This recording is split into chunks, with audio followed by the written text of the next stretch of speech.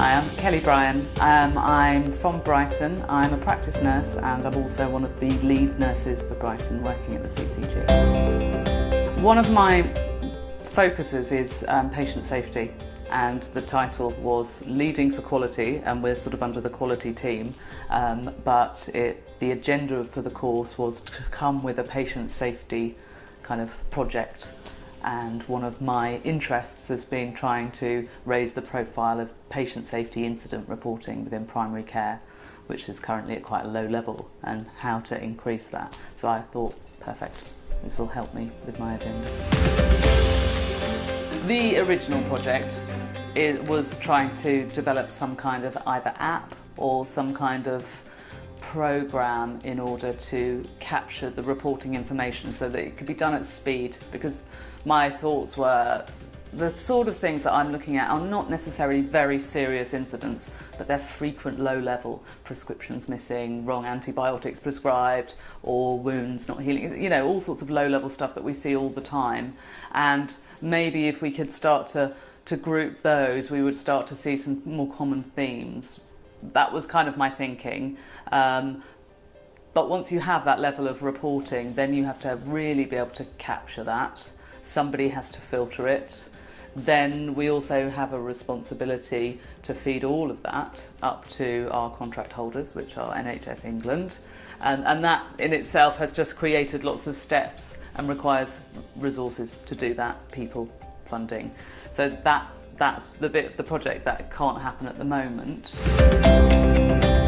I've done a couple of small studies, so on the back of the course got me thinking how to do a PDSA cycle, which was something I hadn't knew, a planned do, study, act cycle of doing some small scale peer group teaching and learning with nurses around incident reporting and, you know, sort of creating an understanding of what it is, why we do it. And I also ran an audit on errors in a certain particular area of administration of vaccinations, and looked at tried to sort of root cause analysis as to why those mistakes were happening, and realising the error rate is high but the reporting levels are very low, and trying to get an understanding of why that might be and why the error rate is so high.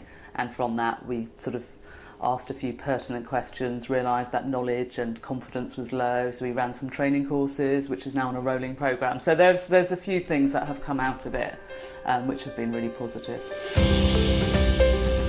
It gave me the knowledge of a process of how to do it. I tend to think of the end result first, and then because it's quite big, I get overwhelmed, and therefore I'd probably just give up and go, oh, that's too much, it's too big.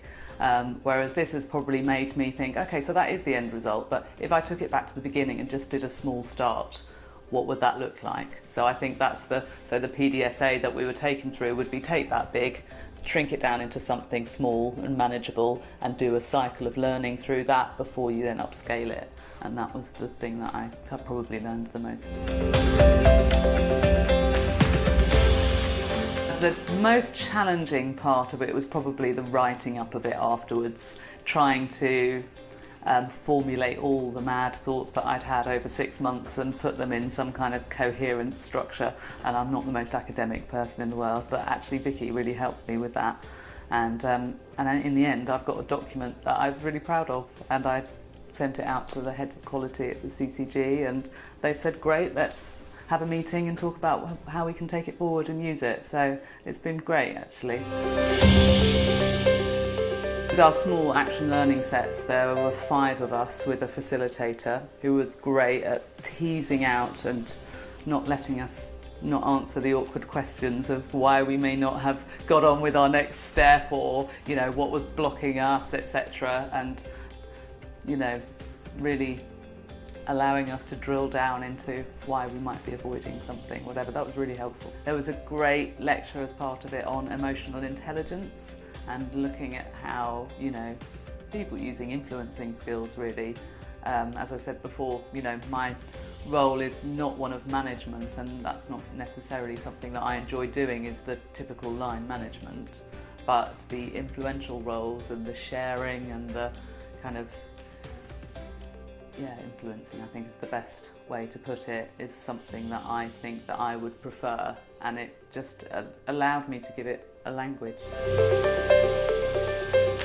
I know that I want to work in a patient safety area, probably more committed rather than sort of in the roles that I'm at. So I've applied to do a degree in human factors, which was introduced to me on the course actually. There was somebody called Jane Carthy who came and gave a lecture on it. It's something I had been interested in before.